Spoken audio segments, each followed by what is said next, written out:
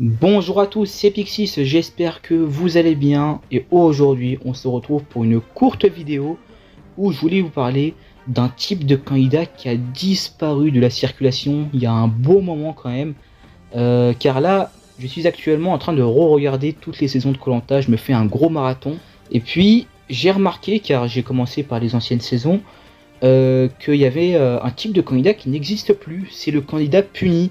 Oui, car je dirais dans les premières saisons et dans 3 qui se suivent, donc la saison Bocas del Toro, Panama et puis du coup Pacifique, il y a eu dans ces 3 saisons 3 candidats punis car ils ont eu un comportement inacceptable. Et oui, en plus c'est 3 candidats que j'aime bien. Voilà, je voulais vous en parler et la punition est assez rude car en fait pour les 3 c'est la même punition, ils sont envoyés dans un banc de sable où il n'y a rien du tout, ils vont passer la nuit là-bas. Et puis généralement, au niveau des interviews après être passé dans cette punition, généralement ils avouent que c'était vraiment une sale punition, que c'était une nuit très très douloureuse et compliquée parce qu'il y a le vent, il n'y a rien pour se protéger et surtout ils ont froid. Pour les 3 ils ont dit la même chose, c'est qu'ils avaient froid. Ça je m'en rappelle. Et puis du coup on va commencer par ordre chronologique. Le premier qui a goûté à cette punition, c'est donc Moundir. Du coup, Moundir qui a eu un comportement inacceptable, c'est vrai, dans koh Bocas del Toro, il était assez enragé, on s'en souvient, et lui, il a été envoyé car il avait fait des menaces, il avait embrouillé, même, il n'avait pas frappé, mais plutôt bousculé Linda, une de ses coéquipières, du coup, voilà. C'est vrai qu'il était devenu enragé quand Hélène avait dit que Linda lui avait dit que Moundir était là pour gagner les 100 000 euros. Ce qui est vrai, tout le monde est là pour gagner. Mais puis Moundir, voilà, dans l'idée, il n'a pas envie, je dirais, dans son comportement, dans son caractère, d'être là pour l'argent, en gros. Et ça l'avait vraiment énervé quand Linda a dit ça, que il a commencé à insulter. Voilà, il a commencé à partir en couille totale. Et vraiment, quand tu vois les images, c'est vrai que c'est assez choquant. Mais c'est vraiment, pour moi, le plus gros clash dans l'histoire de koh, c'est à peu près Moundir de Bocas del Toro, hein, car c'est vraiment très violent. Et puis la nuit même, il avait quand même bousculé Linda sur le fait qu'elle était un peu jalouse de Sylvie, ou que plutôt il interprétait ça comme ça. Et puis voilà, il a été puni, voilà, bien mérité. Franchement, ça m'aurait pas étonné qu'il se fasse littéralement exclure du jeu pour ça. Mais la punition est pour moi bien méritée et je suis content que quand même il n'ait pas été exclu, car c'est pour moi un candidat très important dans l'histoire de koh.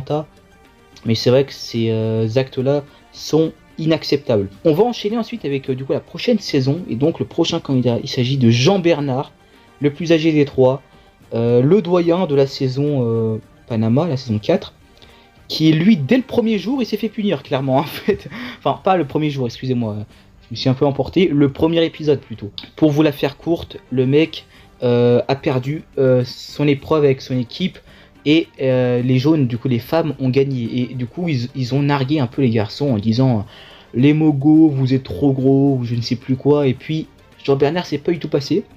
Et le mec a commencé à faire des doigts d'honneur, littéralement. Je pense que je vais vous mettre l'image où il fait le doigt, c'est quand même plutôt mythique ça.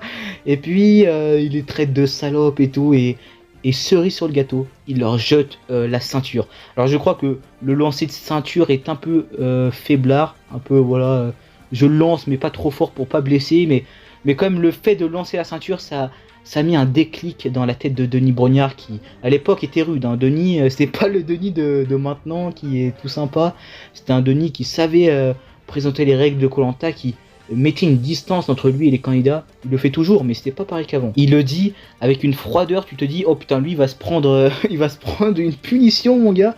Et clairement, hein, il a même pas participé au conseil pendant que son équipe était au conseil. Il pouvait se faire éliminer en plus, hein, alors qu'il était lui dans le banc de sable.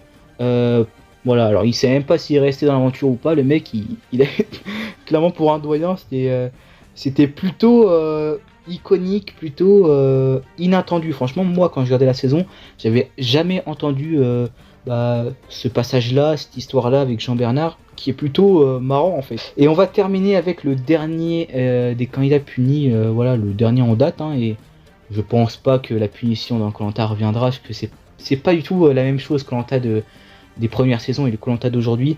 Et il s'agit donc de Mohamed de koh Pacifique, candidat que j'adore, vous le savez je pense. Je dirais que c'est celui qui mérite le moins sa punition, mais dans l'idée je vais vous expliquer, car c'est pas le fait, comme beaucoup le savent, le fait qu'il a tracté une chèvre. Déjà tout seul, il a chassé une chèvre. Pour moi c'est peut-être l'un des moments de survie les plus extraordinaires dans l'histoire de koh. Tout seul pendant 3 heures, le mec s'est cassé le dos, voilà, il a vraiment transpiré pour aller chercher la chèvre tout seul. Et malheureusement elle était pleine, c'est-à-dire qu'elle attendait un petit. Et lui, vu que c'était sa chasse, sa trouvaille, il voulait quand même la manger, comme tout le reste de son équipe, car en plus dans les premières saisons, la survie était beaucoup plus compliquée. Et il y a un loco en fait, voilà, quelqu'un de l'île qui vient et qui dit désolé, vous n'allez pas pouvoir manger la chèvre, du coup je vous prie de me la rendre. Et là c'est sur ce côté là en fait que Mohamed a merdé, c'est qu'il a été assez agressif avec la machette, c'est-à-dire qu'il était vraiment agacé, énervé de voir son trésor en fait se faire enlever. Et lui à la machette, hein, celui qui la touche, moi je m'embrouille grave, hein. Il avait la machette comme ça, et avec ces propos là, c'est vrai que compliqué. Et heureusement Kumba avait pris la machette et tout, même si je pense que Mohamed n'aurait rien fait. Mais c'est vrai que ça a eu une mauvaise image, et clairement ça l'a, il s'est fait punir à cause de ça en fait. Voilà, pour le coup, Denis l'a envoyé sur l'îlot, enfin sur le banc de sable plutôt. Et quand il est revenu, il a présenté ses excuses, et tout s'est très bien terminé pour Mohamed, car déjà en plus quand il était sur l'îlot, voilà, son équipe lui manquait, enfin plutôt il manquait beaucoup à son équipe, car ça reste pour moi le candidat le plus indispensable de koh Pacifique. Et heureusement qu'il n'est pas parti sur cette punition. Et clairement je pense que Mohamed, je comprends totalement son énervement. Après au niveau de la forme, c'est vrai qu'avec la machette et tout, c'est vrai que c'était, voilà, il fallait un peu jouer avec la forme, car clairement le mec s'est cassé la tête pour chasser une chèvre pendant 3 heures. Je pense que la production aurait dû donner une petite portion de viande ou un confort minime, au moins à l'équipe jaune, pour voilà, remplacer la chèvre qui était pleine. Et même une chèvre pleine, je pense pas que c'est aussi facile à attraper quand même, hein. Bref, et surtout dans l'état où ils sont, où ils avaient vraiment pas grand chose à manger, surtout dans les premières saisons comme je vous disais, où la survie était beaucoup plus précaire. Du coup voilà, c'est la fin de la vidéo, j'espère que vous l'avez apprécié. Voilà, petite vidéo, je voulais vous parler de ces candidats punis de l'histoire de koh. Donc voilà, n'hésitez pas à me dire si vous voulez que je fasse des vidéos au niveau de mon marathon des saisons de koh. Comme je vous l'ai dit, je re-regarde toutes les saisons de koh, et voilà, je ferai des bilans je pense au niveau des périodes, des ères de koh. Là je commence avec les premières saisons, c'est-à-dire voilà, saison 1 à la saison 5. Je commence par ces saisons là. Du coup moi je vous attends pour la suite de mon ultime tier list. Si vous n'êtes pas au courant, j'ai fait une tier list de tous les candidats de koh en plusieurs épisodes. L'épisode 2 va sortir très bientôt.